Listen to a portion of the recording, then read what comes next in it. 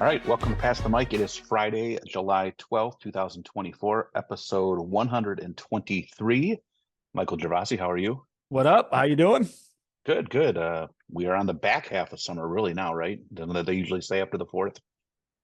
I think it's more like the middle of July. So I think we're still in the early half. I think I, I don't know when I did this. And again, you got to remember we started later this year too, but I'm gonna say like July 17th is that day, is that shift. Okay, you're going to set that. I think it's just the fact that it's the holiday, and then like anything that happens after the 4th sort of signals the back half of summer.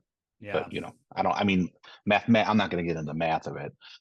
Feedback and errors from last week. A lot of feedback, as always. Elizabeth Pate, we talked about the free school lunch and breakfast was our education topic, and she jumped right on. And she had a great comment that I think sort of went in with what we were saying, that if her taxes are going to feeding prisoners, how can you be upset about any of your tax dollars going to feeding school-age children? And also talked about the stigma that goes along. And I saw this for many years when it wasn't for everybody, because when I was the AP coordinator, um, free reduced students that meet the federal standards. Okay, so AP tests 93, 95, $98 up to now. When you would meet the federal qualifications, each state would then roll back that cost as well. And it was usually substantial. Okay, and so I would tell kids, when they came in to pay, I'm like, are you, and I would get the list. So I would sort of play dumb sometimes, which Max Bailey and I are experts at. And I'd be like, hey, if you're free or reduced lunch, if you qualify, you get the test is much cheaper. Mhm. And they'd be like, I don't know. I go, listen, even if you don't want to take the free lunch, you're saving your family and yourself 90 some plus dollars in some cases. Yeah. So, Yeah. Speaking of, also, can I just jump off yeah, that? We'll go back and forth here. Max had a good comment. Do people really uh, not want these kids to eat because their parents don't have jobs? I think it's a phenomenal point. Like a I first think, grader. I think there's a theory of this, by doing this, you sort of create a pattern that, the famous, there is no such thing as a free lunch. Wasn't that like Reagan's economist, Mhm. that coined that term? Yeah, That this creates a society of always expecting stuff for free. sure. Okay, so I don't, I don't, when I you know I when before I turned 16, I took the bus to high school, right? I Once I got my first job, I didn't expect a bus to come pick me up and take me somewhere for free. Like, okay, I don't, to me, the good outweighs the negative. So I don't know. Go on. You could go back to. We'll go Oh, back to. okay. So yeah, but yeah, I mean, basically on those lines, and that's what we agreed with. And Yeah, I see other states, like even the federal government puts money out. Sometimes states turn it down just out of the purpose of turning it down. I don't understand it's a it. political tool. It It's is, but pandering I and mean, it's a dumb thing to gamble with. There's other sure, political battles that fight your battles. sure. The Ren Dog really took aim at me with calling me a hater with my Chris Osgood. Yeah, We didn't hear anything from Patricia, so maybe she didn't listen to it yet. But the Ren Dog came right out and called me a hater. I'll acknowledge I've been a long time Wings hater, not as much recently, because they haven't been good, right? Like, isn't that what usually happens with like hater attitude? Like, if there's nothing really to get upset about. Like, I used to hate the Patriots, now they're just sort of yeah, I don't really care. But I, listen, there were certain the Wings. They did annoy me and stuff, but there were certain players I always had respect for. I'm the one that mentioned Sergei Fedorov, which connected us to this Detroit thing. You can't be a smart, knowledgeable fan and have like disrespect for people like Lidstrom, not Lindstrom. I don't want the hockey league to come after me. Steve Yzerman, Konstantinov. These are all obviously great guys. But you know, Osgood, again, not bad, just overrated. yeah. Well, and speaking of which, the Ren Dog mentioned overrated former Piston Andre Drummond. I don't know too many people, too many Piston fans that are pining for the days of throwing the ball into Andre Drummond and having him fire a brick at the basket from 2 feet away. So I'm going to disagree with the Ren Dog on that one. He did mention Jeff Backus as a Lions left tackle is underrated. I would agree with that. I think he took a lot of heat. Yeah, that was a He good one. came he came at a time. I think that's a great job, Ren Dog, on that one. As bad as your Drummond one was, the Backus one was that good. He came at a time, with the I think he was Millen's first draft pick, And so he was kind of tied to that era. And when he wasn't the best left tackle in football, I think that put a target on himself. But man, he was good for a while. So I think that's a very good one by the Ren Dog. Yeah. Shout out to the Tom Pack, another great photo collage that included all the versions of Michael Brody from Jaws, including Yeah. Dennis Quaid in Jaws Um, 3. Kent Sikora agreed with your Lane one. Easy for me to say. Yeah. Tony Saavedra, or a nice picture of him and Herman Moore. He thought that was a great Oh pick yeah, that's as right. underrated. Yeah. He loved the Maurice Cheeks moment. Yep. He Um, was thinking of it as we were discussing the national anthem, he said. yeah, and I took a lot of heats from the Bailey family. So let's start with we'll go with the easy one first. Max had a very good one. This was pretty funny. Piston fans know this. Terry Mills and Lindsey Hunter are underrated because without them, the Pistons could not have made trade. That was the infamous. You always had those two guys. You traded Mills and Hunter for every player imaginable in NBA history. Um, Avid Bailey said we jumped around too much. She didn't like that very much. Uh, Now I took Mr. Bailey, Gary Bailey, asked if Brandon Inge was even rated. And Mike, I just went down a rabbit hole. I will encourage Gary Bailey just to Google search Brandon Inge overrated. You will find plenty of information. There's a pretty funny Michigan pure. I don't know if you remember the Pure Michigan commercials on Brandon Yeah. Inge and how Oh, like a downriver girls YouTube. just, yeah, just loved him. And that leads me to Todd Bailey. Todd and I, first off, I love Todd Bailey, great dude. But he and I seem to disagree a lot. We've disagreed on the Fab Five, and now we disagree on Brandon Inge. And Todd Bailey even went so far as to say Kirk Gibson was overrated and Brandon Inge was underrated. Ooh. And like Gibby didn't play in any All-Star games. I found that out, and it was because he took himself out. He won the 1988 MVP when he was with the Dodgers. So to call him now again, that was with the Dodgers. So you could say maybe in Detroit, he's most known for that home run when, Goose Gossage wanted to pitch to him in Yeah. '84. He actually has two big home runs, Two and big you home talk about the runs. Dodgers. I just to call him overrated, I think is a stretch because of his moments. And again, one of those moments is with the Dodgers. But Brandon Inge, man, for all the love that he received, I just can't. Mike, I go to Tiger games, you see his jersey everywhere. For a guy that hit barely 200, I don't understand it. So that's And we forgot to mention, it's funny with all of our Pirates Tigers talks, where did the Tigers ship him to when he was finally done here in Detroit? yeah. He got shipped to Yeah, and Pittsburgh. he complained they signed Pudge and he complained about that. So he really wasn't even that great of a teammate. I'll play every position, but you didn't play him that well. Again, this does not mean bad, and nobody would ever suggest in any way, shape, or form he was not a professional athlete that was a good athlete. It was probably a good guy.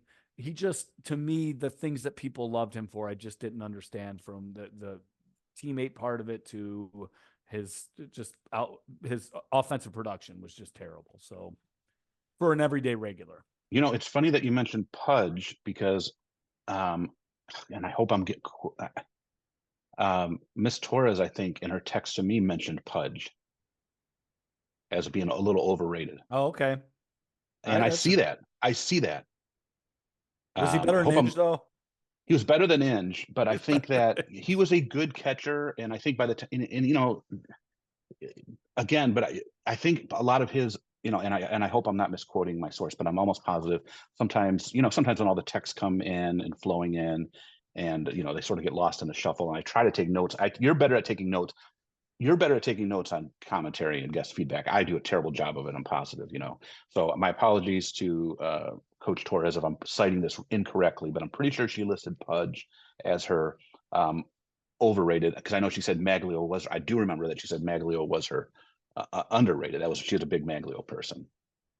Really? Yeah, Wow. So I guess for me, when I think of Pudge, his signing, it was because of the yeah, money, but that's the Detroit tax, but that's fine. And it was the turnaround that his signing sort of lent itself to. Everything kind of followed from him. Um, Maglio had the home run, obviously, but man, he was so injury ridden. And remember, he became yeah. Singlio by the end. And Yeah, I know, Because but so did Cabrera. A lot of those, that's what all those guys do. Victor oh, Martinez, that's what and Victor that's Martinez does. back to Todd Bailey. His underrated is Miggy. I'm sorry, I Okay. forgot Todd. I didn't mean to leave you out. Because he believes that people do not truly appreciate how great he No. was. In his Um, prime, no. I probably would agree with that, but I think he just hung on for so long. We had the debate here. I don't know if we did it out loud. We did on the show, I should say, not out loud, about who was better, Isaiah or Miggy at their respective sports, Isaiah Thomas or Miggy. And Max Bailey thought it was egregious to even ask the question because Maglio was so good. I'm sorry, Miggy was so good, not Maglio. In my little informal, non-scientific surveys around here of sports fans, Isaiah Thomas was pretty not unanimous, but overwhelmingly won that debate. But it's probably because he was able to help secure 2 championships, whereas Miggy did not and didn't perform in the playoffs too well when the chips were down. But certainly, I think people do appreciate Miggy's greatness. Arguably the best hitter that the city has ever seen. Yeah. Well, if I misquote that, sorry, Miss Torres, I'll get you a gift card or something. Tom Pack, he did do, we mentioned this photo slideshow. I don't want to draw. He got some of the old time Lions in there, got all of our athletes in there, did a great job. All right. Anybody else? Are you good? I don't I want to think be, we got everybody. I don't want to be jumping around too much. No, we got to stay on point here. Jump around. Uh, who is your Mike of the week? So, in honor of All-Star Selection Weekend, I went back to a year the Tigers were not very good, 1989, and Pistons won the championship that year, their first, and found a Tiger All-Star from that year named Mike Henneman, Mike uh, Henneman. pitcher. Yeah, I remember really. the Kroger, was it the Kroger commercial? Did he Like do a Crow? save, See, I was a little young. save I them. don't remember that, but But there was like a big, I think it was Kroger. It was like a big thing about saving money, and it was him pitching. He had, I mean, he was listen, good. He had some good years. when you're bad, there's going to be some bad. I think that's a problem with the All Star game for Major League Baseball. We've talked about this Yes, I before. agree. I agree. Because there's some bad Pirates that have made it. There's been some bad Tigers that have made it. So Mike Henneman, I do remember. I remember the Kroger commercial for some reason, and he was, the thing about closers, there's like a 1 or 2 year. I mean, for every Mariano Rivera, there's guys that like do it like 1 or 2 years, and you think they're the greatest thing in the world. That's why whenever the Pirates would move off of one of their closers that was really good, I really didn't care because they're very rarely guys that last 6, 7 years, shutting everybody down. Yeah, and Mike, I'm just looking here at Henneman's numbers in '89. His All Star season. He was 11-4. He had 8 saves. The season before that in '88, he was 9-6 with a 1.87 run average. So he had some good years in there. Yeah, This is a guy that this isn't Brandon Inge. This is a guy that actually performed. yeah. Had All some right, nice Mike Henneman, I nice like that. numbers. That's a little blast from the past. All right, education topic. You gave us this one this week, and it's sort of we have a hard time naming it. I did is the name we came up with. This is what is your aha moment where you Yeah, sort of got punched in yeah, the gut. It's like it's like any profession, really, right? You come in wide eyed. We see it every year with first year teachers, right? Like wide eyed. This is I'm going to be you know what are some of these famous education movies, and not The Substitute or The Principal, but like you know what Stand and Deliver, Stand and Dangerous Deliver. Minds. Yeah, Yeah, Dangerous Mind. You're going to change the world. You're going to, yeah. every work year is going to last like about, it's going to feel like 2 days because you've inspired so many people, and you're going to win the state title in some sport. You're going to be carried off as a coach. Your entire class is going to ace the SAT. All right, so you come in wide eyed. So, but you want to sort of say, when did you sort of get that punch to the gut and realize education was not going to be this every day, because there are, we talk about this. We've had this discussion before about how there's good days and bad days. But for the most part, you got punched in the gut and it wasn't everything you thought it was going to be after curriculum 305 at Eastern Michigan University.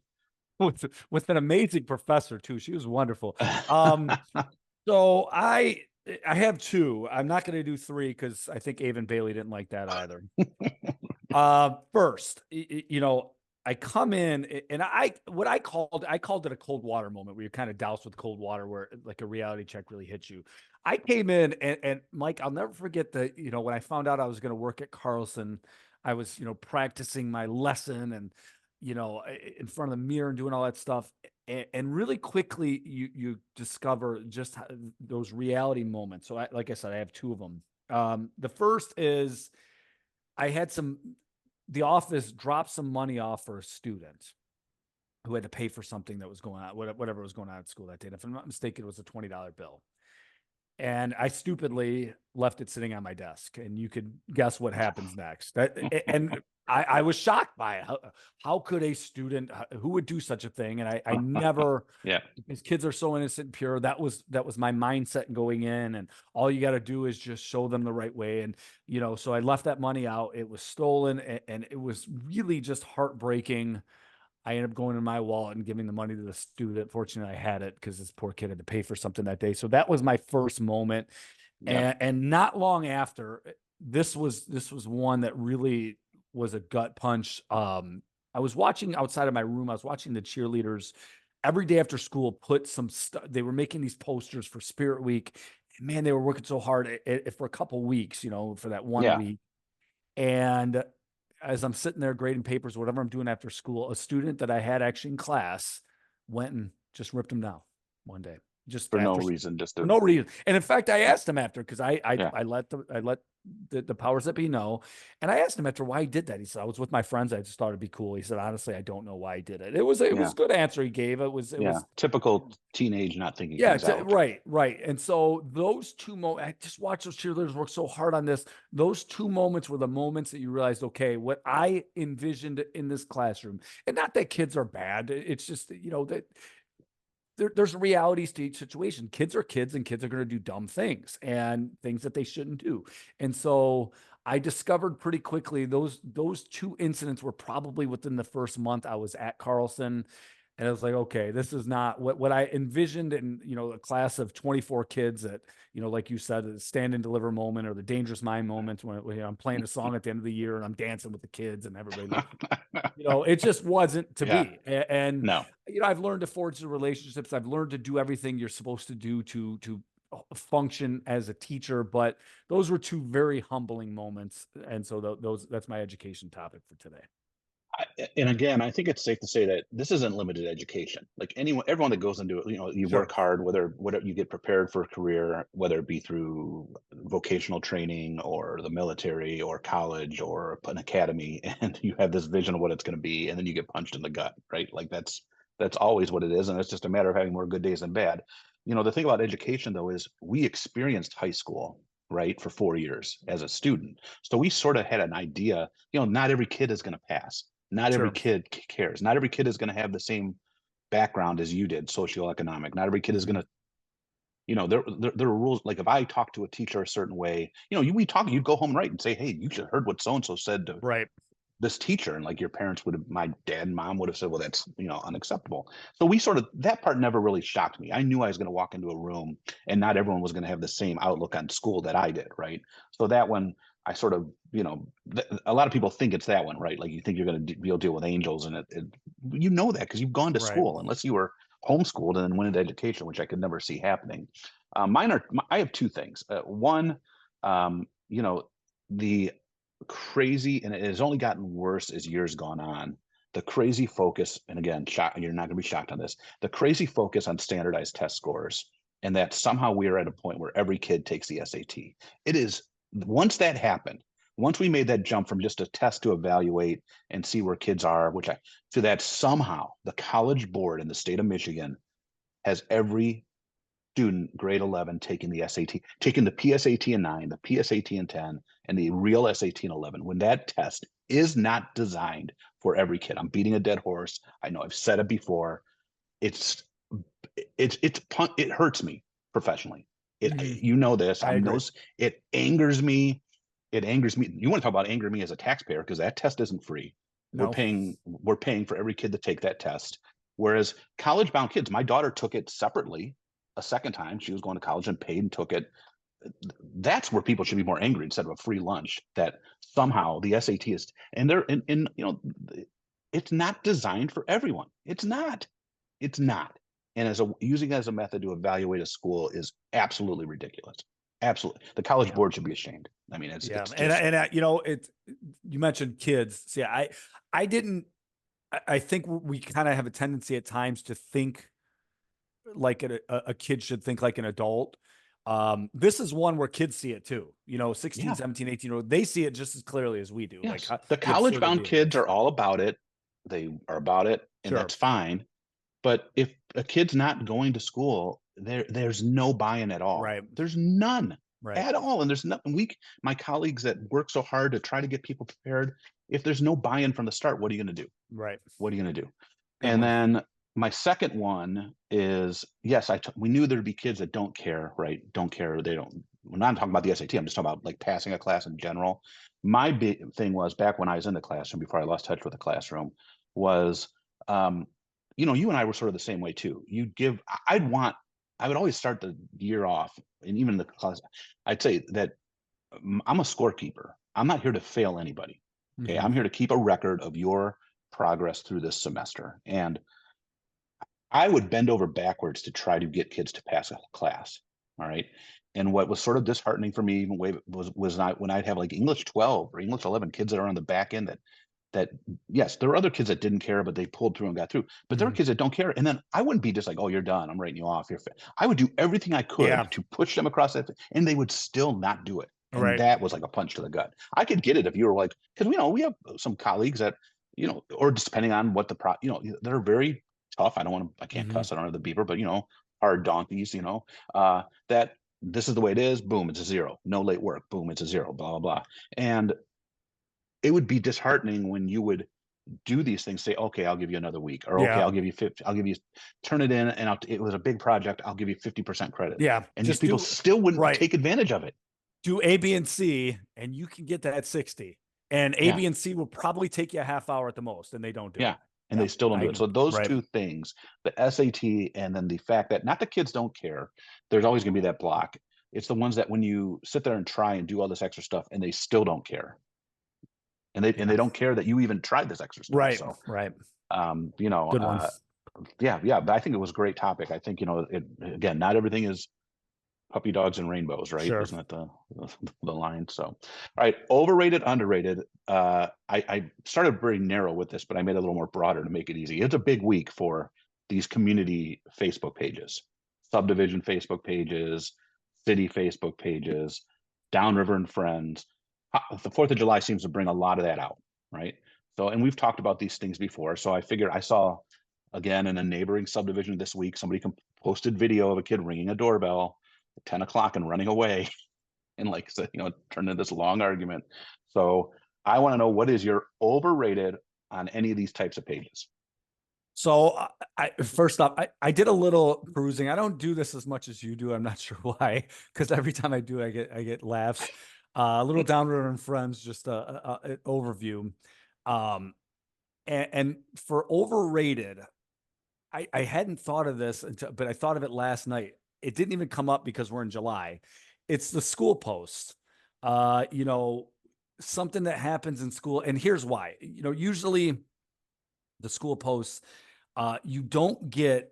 I'm okay with people asking, tell me about this district and this district. But when people start talking about these horrible instances at school, which usually involve individuals that work for the school, the individuals aren't allowed to really respond, No, and so I find it to be somewhat obnoxious that you could just go on these sites and just absolutely obliterate some school official, some school teacher, or something like that. And then everybody else jumps on board who probably have similar negative it's like a experiences. witch hunt, It literally. really is. And there's no, hey, here's my side of the story. We all know that there's Yeah. two sides of the story. Why is it on these sites, on Downriver and Friends or whatever else, you can just, this is kind of allowed to happen.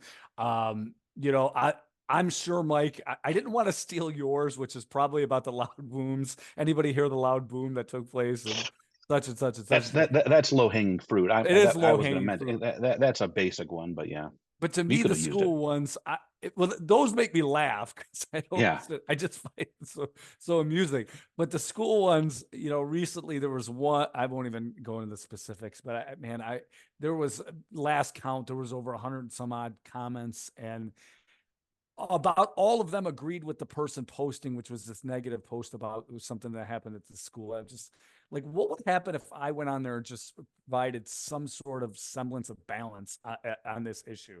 I'm sure I would just get blasted. So I didn't, but I was also 100% certain that what was being presented was not actual fact. So Well, maybe when we retire, we can finally comment on those yeah, things. right. Insiders. We'll comment as our Facebook page, the Pass the Mic Perfect. insiders. Maybe that's the direction we go after. There we go. There we go. Education insiders. Overrated. You mentioned loud booms, which is basic. People always looking for stuff that's dirt cheap. You know, they never want to pay for anything. The low hanging fruit. Complaining about like fast food restaurants, low hanging fruit. Like, what do you expect? You're paying, you know, you're getting a McDonald's meal. This isn't a fillet, you know, from a local steakhouse. But to me, the one that always drives me the craziest is when they say, I just saw 6 Taylor cops flying down Telegraph, you know, heading north, you know, just past Eureka. What's going on? What's going Okay, on? listen, unless there's a slew of Brownstown, like I'm looking out my window right now on Grote Boulevard, unless like 6 Brownstown, you know, SUVs were like right down Grote, like literally in front of my house. I don't care what they're doing. I hope everything's okay.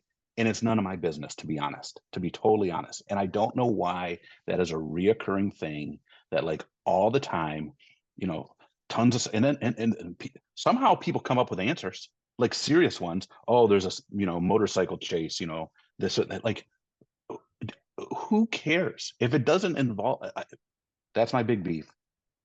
Also, the people that do complain about people knocking on doors and ringing doorbells.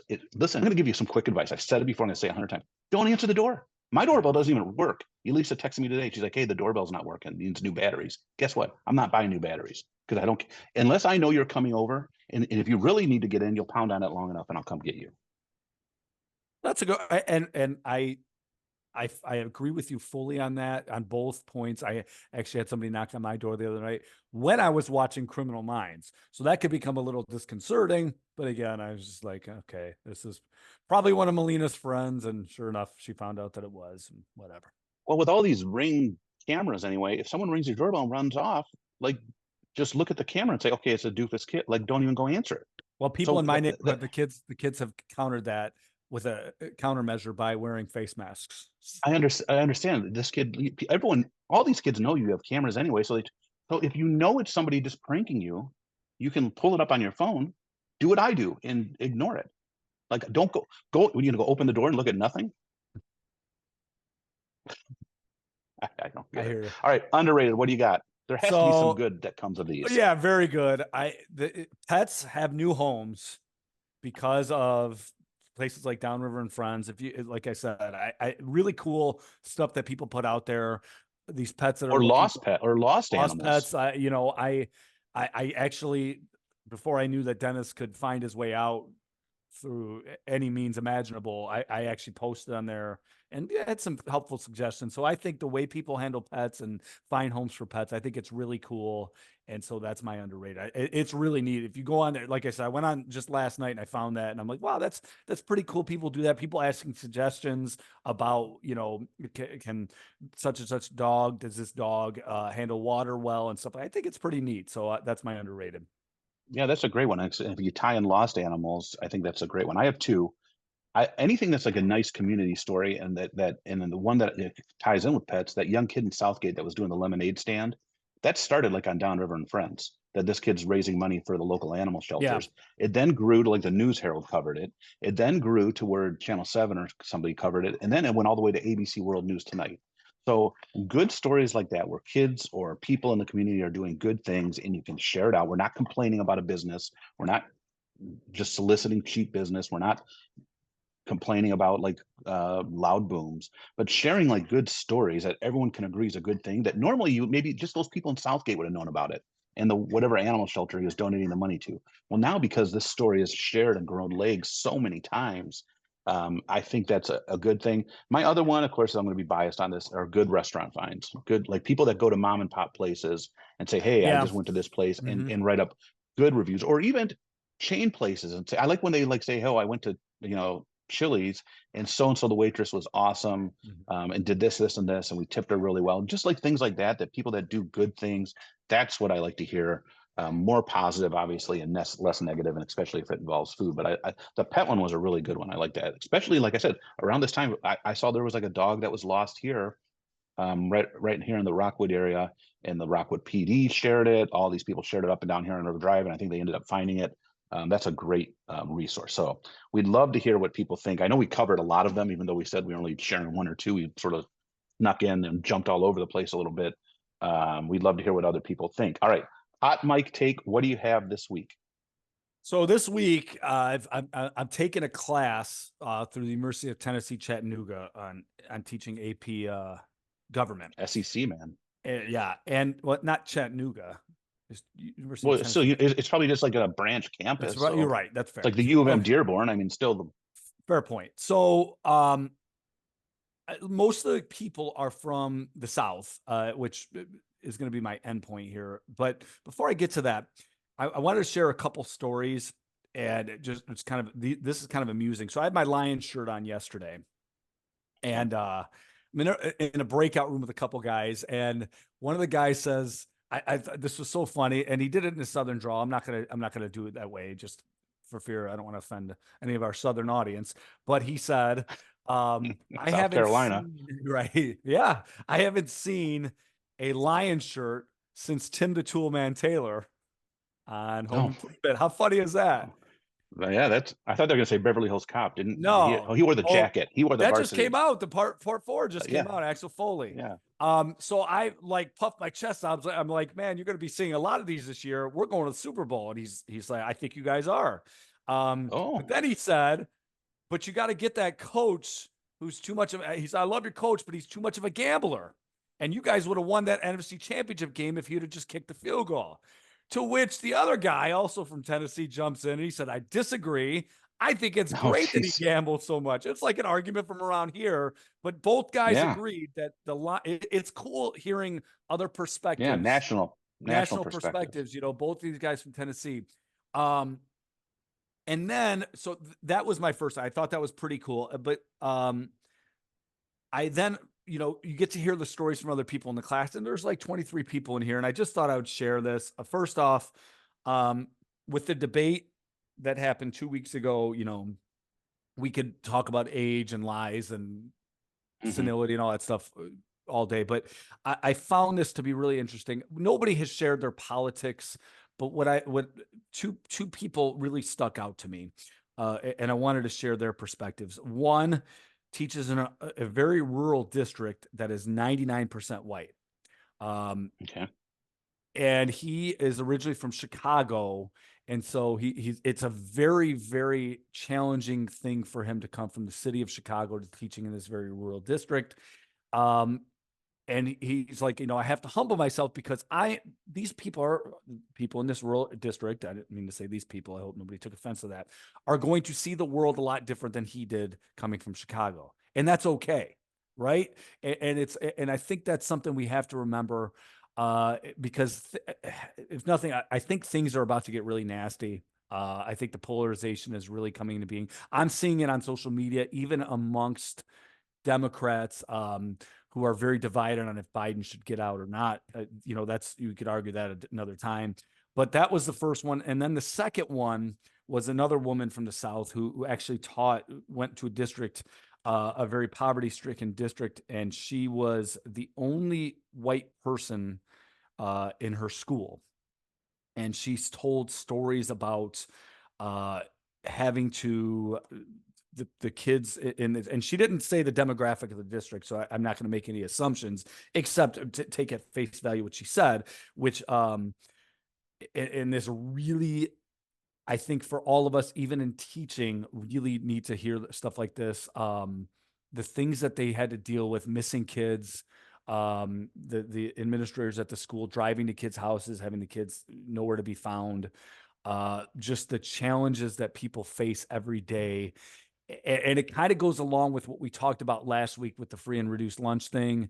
Um, there are people that deal with things that we would never even imagine dealing Yep. with. And I know this, I student taught with students who grew up in refugee camps. So I am given that, but you still forget these things, right? And so when she told these stories about, because she worked as an administrator a little bit too, going to these kids' houses and they never were seen again, I think we need to hear that and remember that sometimes. It's very humbling to hear this type of stuff. And so I just wanted to share some of these stories, that again, these two different individuals, one from this urban area in Chicago who then ends up in a rural district and having to appreciate the viewpoints that those students had, and then this person who just the unimaginable things that they're dealing with. And so when people will say, kids, we talked about it, like providing free and reduced lunch to a first grader whose parents aren't working. Like, can you really possibly imagine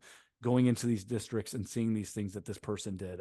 And so I was so humbled, and I'm very overwhelmed this week with all the amount of material I have to go through and all that stuff. But when she said that, I was like, okay, you know what? Whatever I'm dealing with is nothing compared to what some even kids have to deal with. So I'm gonna humble myself a little bit and just appreciate what I have. So that's my hot mic for the week. Sometimes your worst day would be somebody's best day. I Yeah, think is the way right. the old line goes, right? All right, my hot mic take. I'm going to center around this All-Star game selection. And the Ren Dog sort of mentioned this in something to me. So we got Mr. Skeens did make it from Pittsburgh, one of the two Pirate All-Stars to make it, phenom starting pitcher. And of course, the Tigers phenom starting pitcher, Skubal, has made it as well. And Ren Dog mentioned to me, he's like, they should start. And there's like talk now. I saw it on PTI, should Skeens start? I don't know about Skubal as much being pushed as, who cares? I would rather him not even make the team, but the Pirates make the playoffs, right? Yeah. Like, I'd rather have them. Would you rather have Skubal start and the Tigers just keep doing what they're doing, or would you rather have them not even get in the game and somehow turn it around the second half and maybe get a wild card berth? Hey, they have won 4 in a row, but yes, that's not even close. The answer every time should be that. I feel the same way. The NFL All-Star game has sort of lost all its luster because nobody even cares. I mean, that's totally off the radar. But baseball, we've talked about this before, still holds some, and people are actually, this is like a talking point thing. I don't care. You know what? I personally don't want him to throw at all. I don't want his arm messed up and won some freak All-Star game that doesn't matter at all.